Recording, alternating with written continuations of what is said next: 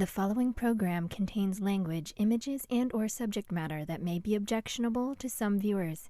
Viewer discretion is advised. Direct from Albany, New York, it's time for the New Media Zone. With your hosts, Ed and Dave.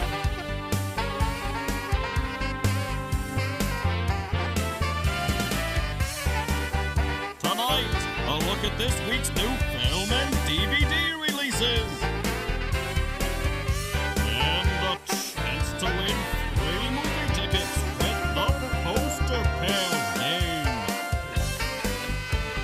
And now your hosts, Ed and Dave. Hello and welcome to the New Media Zone. And Dave here and Dave with you. Another look back at a year in the past. And Well, we can't look back at a year in the future, Ed. we could if we were Marty McFly, Well, okay. I guess, or Doc Brown. We could look at what we did last time and look at what was attempting to come out this year. Mhm. Now, I look back at 2020 and see what the schedule was, and they amended it. They took out what was supposed to come out when, and it's all on-demand stuff. So Gotcha. they changed the future or the past there. But we're doing 1967 Oh, tonight. one of my favorite. Yeah, We go back in time with our magical blob there. one of my favorite years, Ed. Why is that? I don't Or you know. just, well, let's see if it was. Maybe My favorite teacher, Mrs. Weber, was my kindergarten teacher, Ed. Was this when we were in kindergarten, 67? Yeah, Is that when we I went think in? so. I only know 7th grade was 74-5 because Jaws Egloff had the Jaws book on his desk in 7th grade. That's going back further. It's a little trickier. Okay. I'm going to work on it and see when Yeah. we started. Well, we would have been 5, right? Yeah, 2, 67. 3, 4, 5, 6, 7. Yeah, that's about right. Do we remember All of that schooling worked out. That's how you do the math. 1, 2, 3, 4, 5? Okay, I got it there. Yep. Mrs. Weber. She was Mrs. even Weber? old back then. I remember old Mrs. Weber.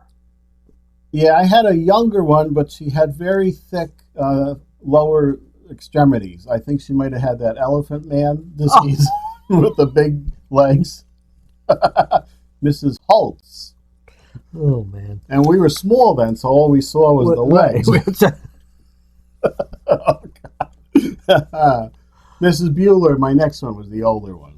Okay. She was the older. But we had the one. You didn't have one with big legs. Not that I recall.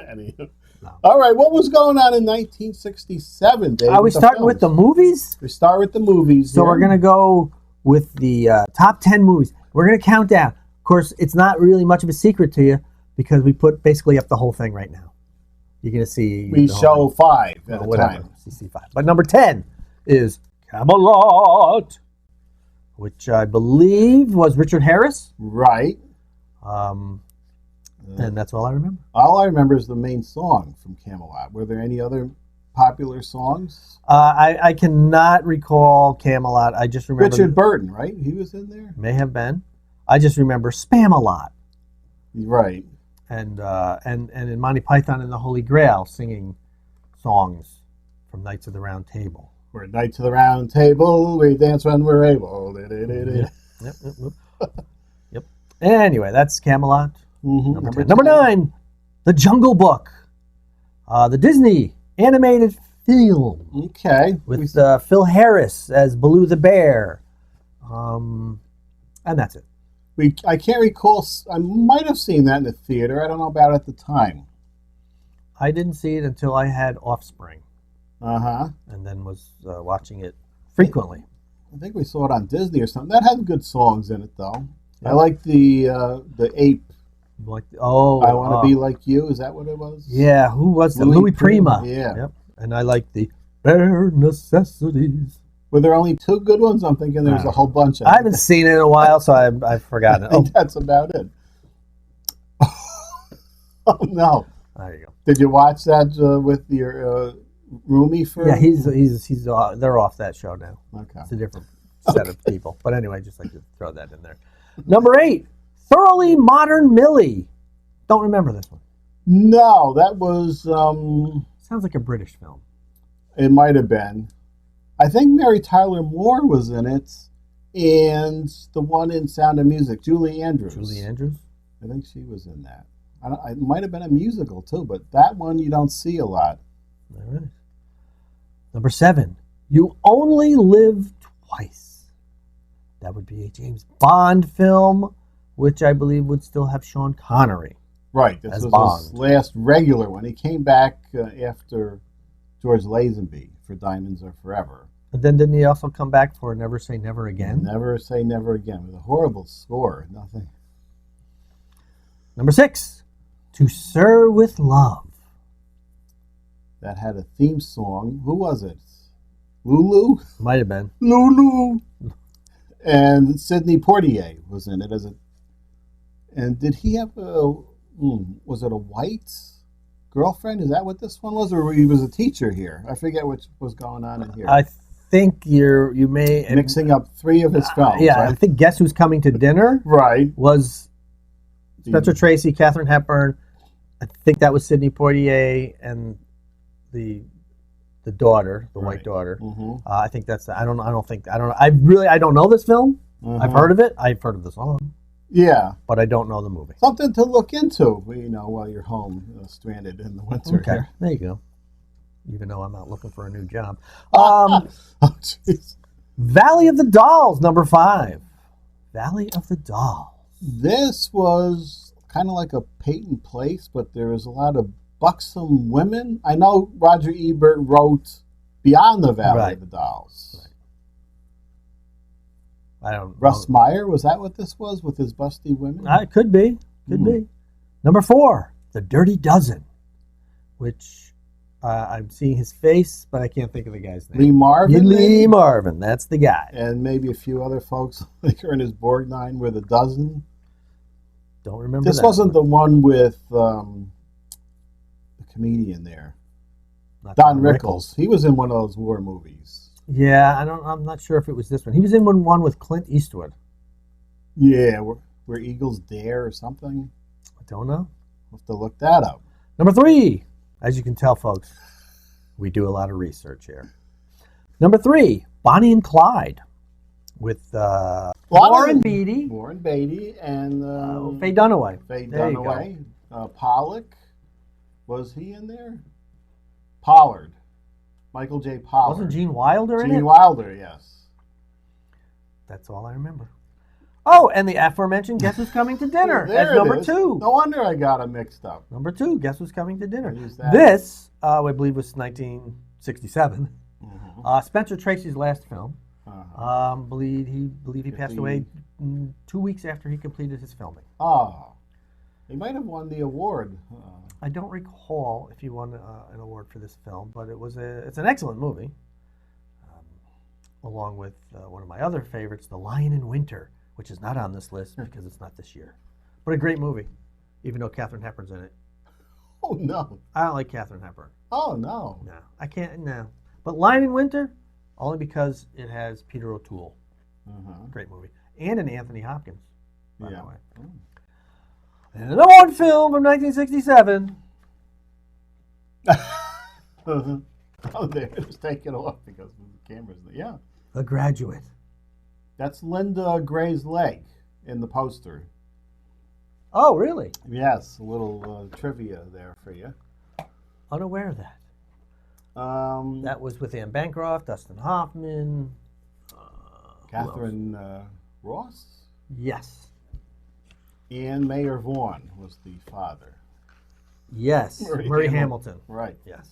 Now, out of these, there's a few that are still around today. You see the James Bond movie, Graduate pops up, but Guess Who's Coming to Dinner pops up. yeah, Bonnie most and Clyde. of them. Millie didn't hold out too well. We don't see a lot of Millie or Valley of the Dolls, probably because of the nudity, though. But a few other films we remember. Mad Monster Party was out. Boris Karloff? Yeah, the animation puppets from the same folks that brought you Rudolph. Mm-hmm. I only threw this in because you didn't appear to like Don Knotts in these no. films. The Reluctant Astronauts. He's in space and he's Don Knotts up there doing wacky stuff. You weren't a big fan of these other fans. You like Barney Fife.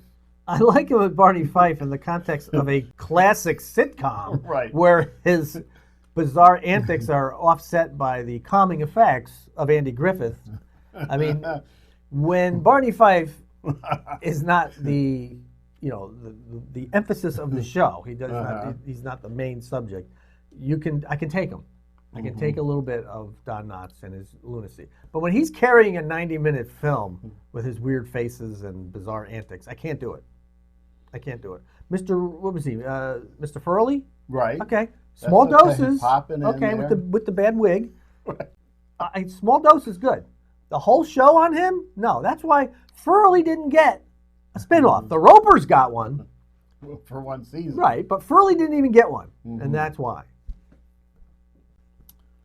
Cool Hand Luke. Oh, That Paul shoulda- Newman? Yeah, that should have been in the top 10, you would think, but maybe it caught on later on. Not as popular when it came out. And Dr. Dolittle, Rex Harrison. which was a big Christmas release that bombed terribly. And I remember a lot of advertising on cereal boxes. Do you remember that? Push Me, Pull You? The creature. Well, I don't know how it took a dump. It was kind of like an early human centipede. It was they were connected together with the two heads like a llama, but I don't know where they made their poopy. It came out of the bottom. No wonder that movie bombed with questions like this. And there was a giant snail, I think. Do you remember anything about I don't remember Dr. seeing Dolittle? Godzilla King of the Monsters from a week ago. Okay. Oh, that's all. A few other 67 films we might remember. All right. Are we going into songs now? We do the songs. Oh, the top 10 songs of 1967. Number 10, Frankie Valley, Can't Take My Eyes Off of You, because you're just too good to be true. We're not doing the singing We're not bits. doing that Doesn't anymore? mean we might not sing a few lines to help us remember here and there. All right. Go ahead, Ed. Can't take my eyes off of you. We could have sung this. I think it's in a lower key for Frankie Valley, right? Yeah, it's not his high-pitched falsetto. Of course, I thought I could sing 1963 What a Night, and that didn't work out too well. Here we go. The next one, number 9, from the Young Rascals, Groovin' on a Friday afternoon. Was I it don't know if it's Sunday? Friday. I think it was Could have been a Sunday. Saturday. Could have been a Sunday. I personally like Fridays. Number 8. Oh, I like this song by the Turtles. So happy together. I can't see me loving nobody but you for all my life. See, these you still hear today, mainly in old films when they, Right. when they're set back in the 60s, these songs will pop up. And the Sirius Radio with their 60s channel. Oh, yeah. You'll get Thank it. God for the Sirius radio. We can stay back in the good old days. Right. And then from the, number 7, Frank and Nancy Sinatra, Oh, geez. Something Stupid. The premise of the song is Something Stupid. It's an okay song. But don't sing about love with your daughter. Yeah, that's creepy. I think Neil Sedaka did that once or twice. Number 6, from The Doors, Baby, you can light my fire. That brings to mind Baby, the you can light 60s. my fire. The Doors higher. singer, of course, passed away not long after this, right? At the age of 27. A lot of them died at 27. Yes. This is very odd. Number 5, The Monkees. I'm a believer. Then I saw her face. Now I'm a believer. Top 10. Yes. That was written by Neil Diamond. Oh. Number 4, from the Association, Windy. Everyone knows It's windy. Hoo doo doo doo doo doo doo. I don't know any more of Windy, but you know Windy. We do know Windy. Mm-hmm. Number 3, from Bobby Gentry, Ode to Billy Joe. Don't know that song. I know the song. It's I very just don't- slow. I don't It's remember a it. story song, and they made a movie with Robbie Benson out of it a few years later. Right, I do recall that. The number 2 song. Billy McAllister was dumping something off the Tallahatchie Bridge. Oh. And I didn't Was know it a if- body? We didn't know if it was a body or a botched abortion. We weren't quite sure what it was, but it was very hush-hush at the time. All right. The number 2 song from 1967 by the Box Tops, The Letter. My baby, she wrote me a letter. Wasn't there a lot of that keyboard do-do-do-do-do? Yeah. And and look at this, Ed. Isn't this apropos? Okay. And you were right. Lulu. Lulu with the number 1 song from 67. To serve with love. Apparently the song And I do was- have to make that face when I sing. What do you do? It was better than the movie, apparently, because we remember the song better than the movie. And, of course, Lulu, another hit movie song she sang, I believe, was The Man with the Golden Gun Did she do that from one? the James Bond All right. movie. Now, we have a couple other songs here. All right, here we go. We have another Monkey song was in there, Daydream Believer. Ooh, they like their believers. I thought that was one of their best songs, but here it was at number 94 for the top. 94? I think that came popular later, maybe with the Brady Bunch episode.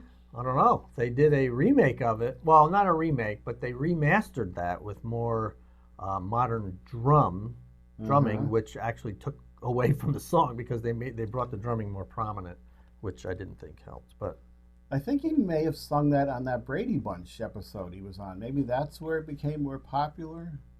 I don't Later? know. Yeah. I would find that to be a little odd if he did, because you'd think he'd be doing a solo song to push his career forward, Davy Jones. But We'll have to watch that again. like we can just do that. Better now than years ago, I guess we can find those. I'm surprised 2 Beatles songs not in the top 10. All You Need Is Love. That's a big one. All you need is love. Number 30. All you need is love. Which album was that? Do you know that? All you need big is love. Love. Love is all you need. I'm not sure if that's Magical Mystery Tour or Sgt. Pepper. Number 55 was Penny Lane. Is in my ears and in my eyes. The Beatles. Surprising, they were in the top 10 there. The Beatles. Okay, now we have TV shows. TV shows. From 1967. Number 10, Saturday Night at the Movies from NBC. That was the first, I did do some research on this one. That was the first movies on TV weekly show. Oh, was it? Okay. Right. And they were showing any films, would you think? Like any going back to the 30s, the 40s, the 50s? Yeah, early on they could only show older movies up to a certain date with an agreement with the movie studios. Okay. And then finally in the 60s they could show newer ones, with newer being like 5 years old. Gotcha. Number 9, The Jackie Gleason Show from CBS. I don't recall this, but I'm assuming this is just a kind of like a variety type show. Variety show. I think they may have done some honeymooners sketches and some singing with Jackie and his band for lovers or whatever he had there. Number 8, The Dean Martin Show, which went on for many years. It was a long-running show, and then morphed into the Dean Martin Celebrity Roasts, which I personally love the Dean Martin Celebrity Roasts. Yeah, they did the roasts on towards the end of that show, right? Yes. And then they turned into specials every once in a while, a roast. It was more of a Dean Martin thing. He was not a rehearser. He didn't like to rehearse. He just showed up on set, did his shtick, which is why you'll see him break character on many of the sketches that he did. But then he figured it would be easier upon himself if he just hosted a roast. And that's how the show morphed into the roast. He didn't do much on the roast except introduce Don Rickles, and I don't know if it was an act, but he appeared stoned most of the time, or bombed, or whatever he was. That was part of the Dean Martin shtick. That's when we could make fun of drinking, and they had Foster Brooks on there, yep. a loaded character. Yep. Who we laughed at when he slurred his words. You know, we didn't think about him after the show. Oh, go driving back. home.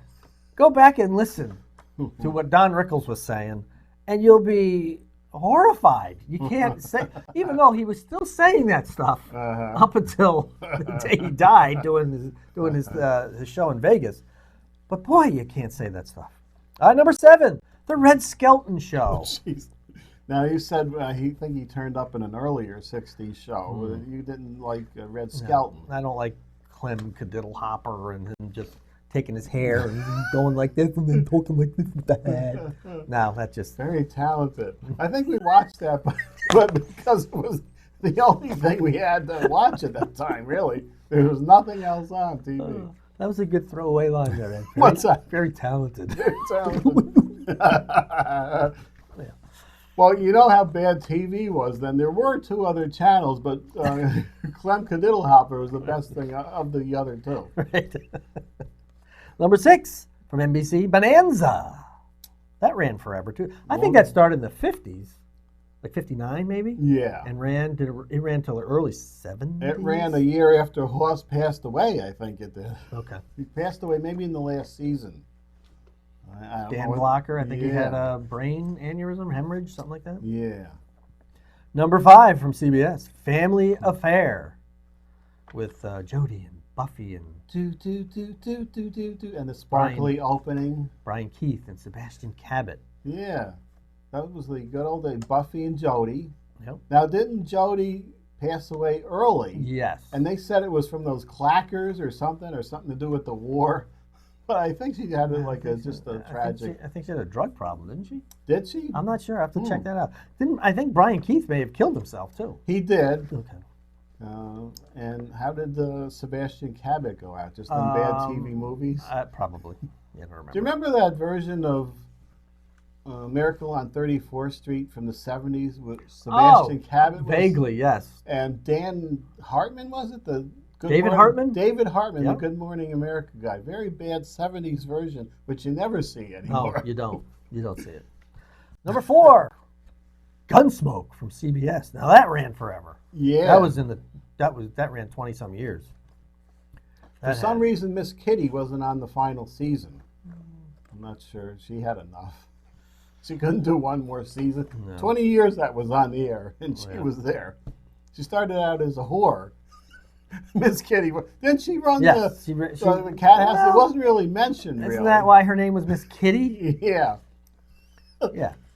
And later on, when she was in her 40s, she just happened to be the saloon keeper. But they kind of played down that it was a whorehouse. Right. Matt was venturing into. Number 3, Gomer Pyle, USMC. Oh, now this ran what, 3-4 years? Yeah, 4 or 5. It was not bad. I liked Sergeant Carter, played by, I think, Frank Sutton. Yeah. What's his name? Wasn't Barney Hefner in there? Was he in the... Who's the Barney Hefner? What's his name? Ronnie Shell? No. Ronnie Shell was in it. I can't think of Barney's real name. He was on All in the Family. They across the street, Barney Hefner. I don't recall. Huh.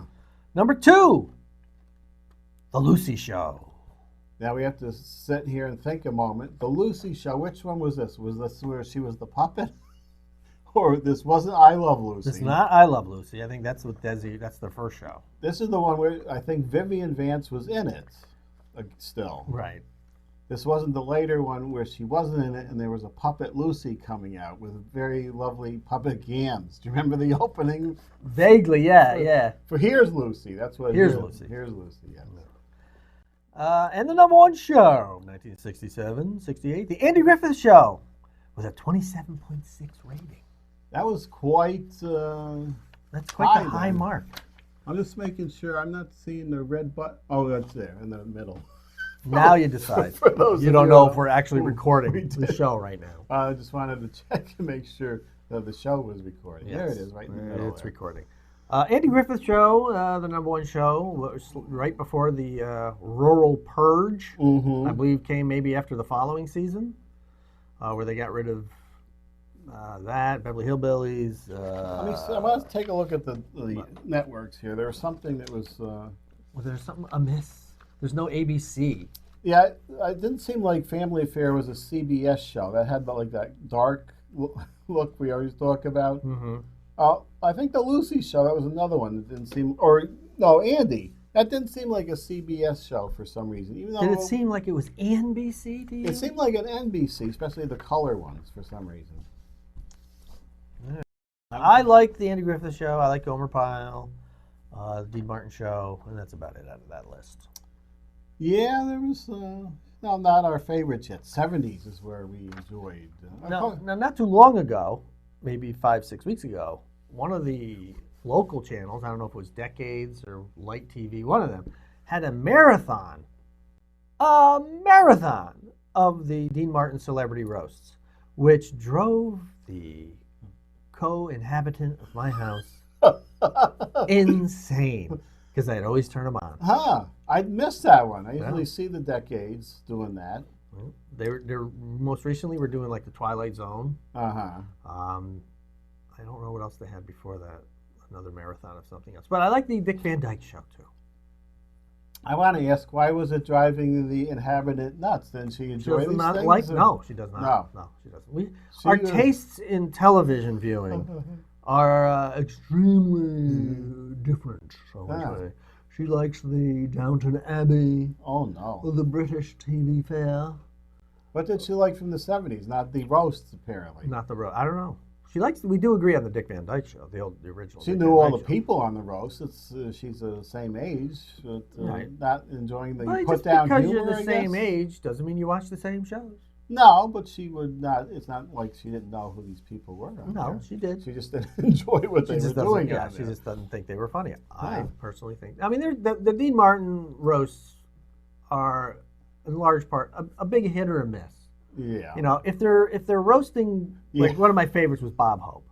They're roasting Bob Hope, Frank Sinatra, Jack Benny, Milton Berle, any of these big names that from years past was okay. Then they started getting into like Hubert Humphrey and, Ali or Howard Cosell was on. I mean, that Valerie Harper was the one. What do you do with that? She was in one of the last ones, I guess. Yeah. How do you hit the Valerie Harper, really? I don't know. You don't really. You don't. What you do is you roast everyone else. That's all they do. Is they go down each one. And, But they were hit or miss. But largely I enjoyed them, especially with Foster Brooks. Yeah. Well, we're nearing the end of 1967. Oh. It was a fun year. Not as fun as the next show we're going to do, 1977. That's more fun? That was a good year. Is that more funner? That's funner for us. Of course, we grew up with these shows and movies. Although I still say they're better than some of the stuff we put out today with CGI cheetah villains. In this Wonder Woman 84 we were waiting for all year. And it was dropped on us like a big bomb on Christmas or New Year's when I saw. But it made good money for limited release. For it made being like out, $16-17 million, didn't it? Yeah, these were people, though, that weren't concerned with dying and going out in public to see a bomb. They just wanted to get out of the house. If you're going to catch a disease that kills you in a movie theater, make sure it's a good movie you go to. Yeah, we don't make sure you're pretty sure you're going to like it. Don't go out with Wonder Woman 84 with bedwetting and very bad questionable sex with people against their will in the guise of a lighthearted film. Mm-hmm. But we'll be here with some good things next week, and we'll see you then. The New Media Zone has been a Cable 2000 production.